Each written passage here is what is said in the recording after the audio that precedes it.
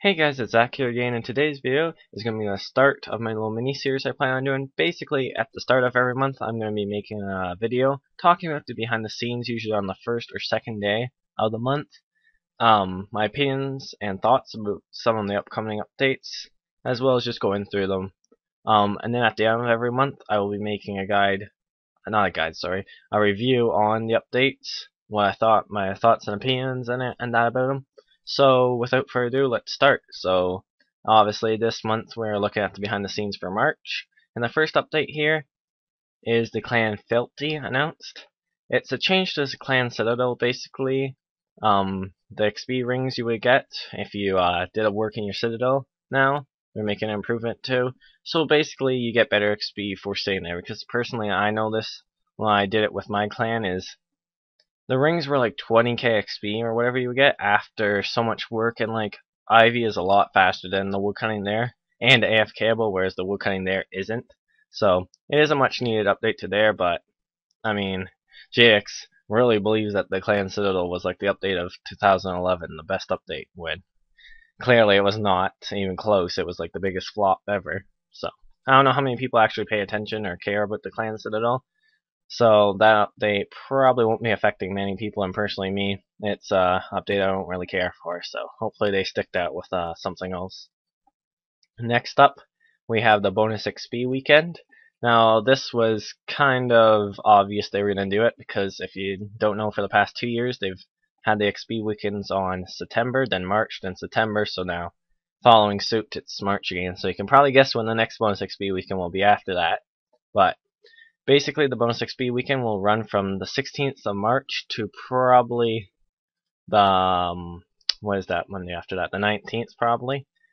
And basically you get 2.7 XP at the start, and it's pretty good. I mean, I probably will plan on doing agility again, as I usually do on these weekends, get it up slowly. Plus I still have my skull boots to go, so that's some good XP and agility right there. But yeah, nothing much more to say really for that. A nice update, probably will help out a lot of people. Hopefully you guys have been able to buy some stock and whatever you plan on doing. Now the prices are probably going to be really expensive, because everyone that hasn't bought it already is probably buying their like logs or whatever they need. So if you haven't already, that probably will suck, and you'll probably end up paying a lot more, but it is pretty nice XP rates. Anyways, moving on is they're just updating the armors for, like, it says over 200 pieces of armor, or 200 sets, was it? Pieces of combat sorry, are being updated. And I really hope it's not like the Barrows update. I mean, everyone knows, and I don't think anyone really likes the Barrows update, because you can't tell them apart. And I mean, looking at some of this stuff, I don't even know what the fuck this is supposed to be. I think it's supposed to be Mystic. This, I've learned, is supposed to be Green Dragonhide. I thought that was supposed to be Addy or something when I first saw it. So that may be a little weird, but they're also updating like necks, gear, and all that. So I don't know. I'm really hoping it's not gonna be like the Barrows update, but it seems RuneScape likes to update everything right now, graphically, and making it weird. Like, this personally reminds me of just like kind of like a Power Ranger RuneScape style, and it seems they like doing that. Um, but yeah, basically with that, just updating a lot of the armor pieces. So hopefully it's not like the Barrows update again, and it could be interesting if they really put a lot into it. If they keep going how they are updating, though, it's gonna be shit. But moving along, we have the new loyalty rewards. Basically, the tier 4 versions of the auras are coming out, and there's some of the, of course, new emotes, which I don't know why people spend their money on emotes when you can save it up for auras. Like, they're making a Rafflecopter emote, which kind of funny in a way, like making it so you can turn yourself into an elf or a werewolf, like some of the stuff they come up with. But hopefully there's some decent auras. They didn't really talk about the auras much, so I'm looking forward to the auras. Maybe, obviously I won't be able to spend them to be able to get any, because they're like 80k points and I only have like 20k right now, or 25k or something. So it'll be a while before I can afford these auras, but hopefully there is some decent ones to look forward to. So that's about all for there. Moving on, this is one of the updates that really caught my eye and I'm looking forward to, is the This is gonna be hard to pronounce. The Backrimian bolts. Don't know how to pronounce that right, but basically, they're coming out with a new type of bolt, kind of similar. The update reminds me to last month's with the Flash update. They have requirements to make them. You need 85 wood cutting and 93 fletching in order to make these bolts. So it seems pretty interesting. They could do a lot with this update, to be honest. I mean, it has 125 range strength with a range requirement of 80. They've announced here on this page. But the thing that's a little weird about it is the special attack. You're able to aim at its head, at your opponent's head, torso, or legs, which that could be interesting to see. Maybe if you aim at the legs, it will slow down their lower their run energy, which would be kind of useless. But if you hit the torso, maybe it lowers their defense, and the head, maybe it lowers their attack or strength. Could maybe, or may have a better chance at KOing them, or a really high hit. So they do have some really good potential there for the different sets. But it does look pretty good. I mean, it's 125 range strength and 80 range requirements. So, and I already have the 85 woodcutting and the 93 fletching for it. So I'll probably be making a PK commentary shortly after the update, like I did with the Tazar cape. Well, I mean the Rhino cape, as people call it. So that'll be something something to look forward to. I'm looking forward to that update though.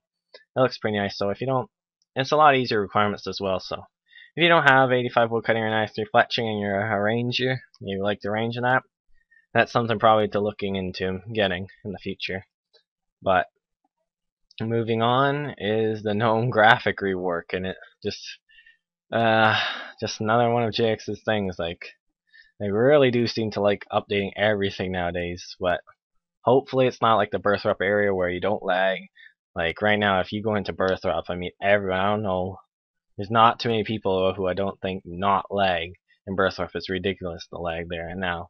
So I'm looking at the graph. Well, obviously this is concept art though, but looking at the graphics in it, man, it looks alright. But I'm trying to imagine that on RuneScape, and that looks like it's gonna lag.